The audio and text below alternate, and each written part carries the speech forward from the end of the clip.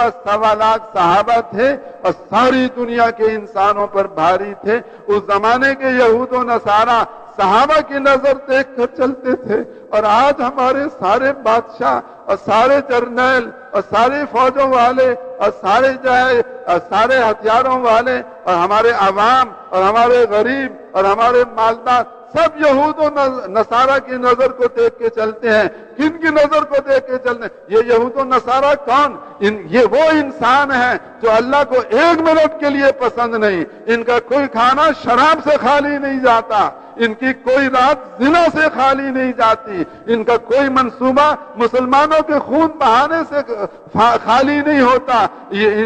ان کا کوئی آنا جانا، ان کے یہ سارے کے سارے دورے یہ اسلام کو مٹانے سے خالی نہیں ہے۔ یہ سارے کے سارے وہ ظالم ترین انسان ہیں جو ہمارا خون چوسنا چاہتے ہیں، ہماری عورتوں کو ننگا کرنا چاہتے ہیں، ہمارے بچوں کو ذبح کرنا چاہتے ہیں، جو ہمارے خونی دشمن، ہمارے جانی دشمن، جو ہمارے لیے ہمارا سب کچھ برباد کرنا چاہتے ہیں۔ ہم ان کے پیروں کو اپنے سروں پہ رکھیں اور ان کے طریقوں پہ چلیں اور ان سے جا کر ہم درخواستیں کریں کہ مائی باپ بنو، ہماری یہ امداد کرو۔ اور حضرت محمد صلی اللہ علیہ وسلم جو راتوں کو ہماری وجہ سے رویا کرتے تھے، جو دن بھر میں ہماری وجہ سے اپنا پسینہ بہاتے تھے، جو دن بھر میں ہماری وجہ سے اپنا خون بہاتے تھے، جن کی بیٹی حضرت زینب ہماری وجہ سے زخمی ہوئی، جن کے نواسے ہماری وجہ سے فاقوں پہ آئے، جن کی حضرت فاطمہ جن کا رنگ بدل گیا، جن کے کپڑے میلے ہو گئے، جن کی بیٹی لاڈلی بیٹی سیدۃ نساء اہل الجنہ فاطمۃ الزہرا، ان کے جسم کی ساری رونقیں ختم ہو گئی، جنہوں نے اپنے آپ کو ہمارے لیے قربان کیا، جو حج میں گئے تو ہمیں نہ بھولے، جو معراج میں گئے تو وہاں ہمیں نہ بھولے، اور جو انتقال فرماوے تو ہمیں نہ بھولے۔ آج بھی حدیث میں آتا ہے کہ اس وقت بھی حضرت محمد علیہ السلام جہاں اللہ کے پاس عالم برزخ میں موجود ہیں، آپ پر امت کے اعمال پیش کیے جاتے ہیں۔ اچھے اعمال دیکھتے ہیں تو آپ خوش ہوتے ہیں، اور ہمارے برے اعمال دیکھتے ہیں تو ہمارے لیے آپ استغفار فرماتے ہیں۔ اب اس دنیا سے جا کر بھی اپنی امت کو آپ نہیں بھولے، آپ ہمیں وہاں اب بھی یاد کرتے ہیں، ہمارے لیے استغفار کرتے ہیں۔ کل قیامت کے دن ہر ایک نفسی نفسی کہے گا، حضرت محمد علیہ السلام امتی امتی فرمائیں گے۔ حضرت انس نے کہا یا رسول اللہ، کل قیامت کے دن میں نے آپ سے ملنا ہو تو کہاں ملوں؟ آپ نے فرمایا پل صراط پہ آ جانا، اور ترازو اعمال پہ آ جانا، اور حوض کوثر پہ آ جانا۔ اب کیوں کھڑے ہوں گے پل صراط پر؟ اس لیے نہیں کھڑے ہوں گے کہ آپ کو باری نہیں ملتی پار کرنے کی، آپ پار کرنا چاہیں تو سب سے پہلے پار کر سکتے ہیں۔ آپ کیوں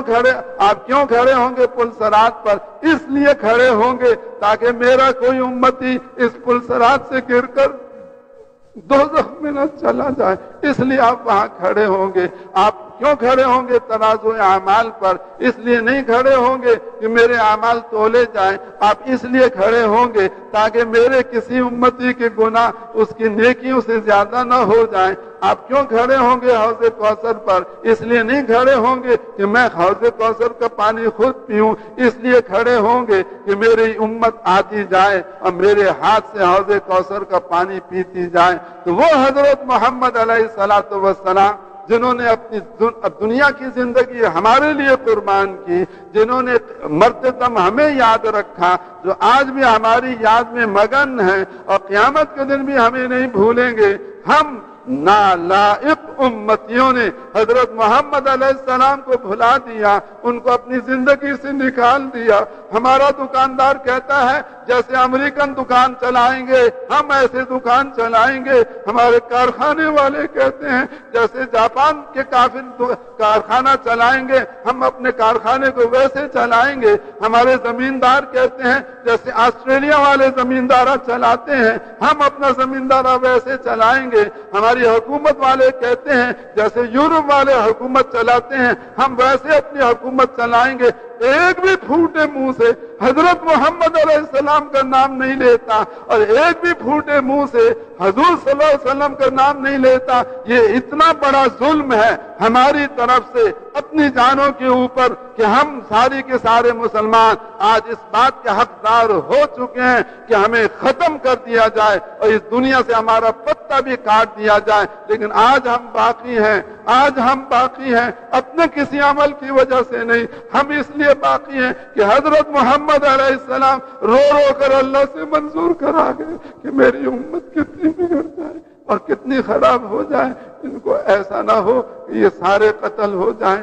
یہ سارے شہید کر دیے جائیں، ان کی عورتیں مار دی جائیں، ان کے بچے مار دیے جائیں، ان کے مردوں کو قتل کر دیا جائے، اللہ ایسا نہ ہو، ان کو ایسا نہ ہو کہ یہ سارے ختم ہو جائیں۔ آج ہم حضرت محمد علیہ السلام کی دعا کی وجہ سے باقی ہیں، ہمارا کوئی منہ ایسا نہیں کہ ہم ایک منٹ دنیا میں زندہ رکھے جائیں۔ بھائیو، یہ بات سرسری نہیں ہے اور یہ بات معمولی نہیں ہے اور یہ بات کچی نہیں ہے، یہ بات بنیادی ہے، یہ بات پکی ہے۔ اس امت کی قسمت نہیں پلٹ سکتی۔ آپ چلے جاؤ یورپ کے اندر سارے کے سارے امت والوں اور جا کر یہود و نصارہ کو لپٹ جاؤ، آپ چلے جاؤ امریکہ کے اندر اور امریکنوں کے پیچھے اپنے آپ کو سارا چلا دو، آپ چلے جاؤ کافروں کے پیچھے اور اپنا سارا کچھ ان کے پیچھے لگا دو، آپ کی قسمت نہیں پلٹ سکتی، آپ کے حالات نہیں بہتر ہو سکتے، آپ کا دامن پاک نہیں ہو سکتا، آپ کی پریشانیاں دور نہیں ہو سکتی۔ دور ہونے کا ایک راستہ اللہ کو راضی کرنا، اللہ کو راضی کرنے کے لیے ایک راستہ دعوت خداوندی میں چلائیں اور عبادت خداوندی میں چلائیں اور خلافت خداوندی میں چلائیں۔ اس پر اگر آج مسلمان آ جائیں اور پچھلے کو اللہ سے معاف کرا لیں، آئندہ کے لیے اپنی ساری زندگی عبادت میں لگائیں، ساری زندگی خلافت خداوندی میں لگائیں، ساری زندگی اور دعوت خداوندی میں لگائیں، اگر یہ پچھلے پہ توبہ کر لیں اور آئندہ ادھر چلنے کا ارادہ کر لیں تو اللہ تعالیٰ آج کے مسلمانوں کو ایسے عروج عطا فرمائے گا جیسے صحابہ کرام کو عروج عطا فرمایا تھا، اور تمام مادہ پرست اور مخلوق سے متاثر ہو کے چلنے والے اور دنیاوی ساز و سامان میں ہم سے آگے نکلنے والے، ان سب کو اللہ ہمارے قدموں کے نیچے لائے گا، جیسے اللہ نے اس زمانے کے کفار کو صحابہ کے قدموں کے نیچے کر دیا تھا۔ کہ میرے بھائیوں اور دوست اور بزرگوں، بولو اس کے لیے کون لگائے گا اپنی ساری زندگی؟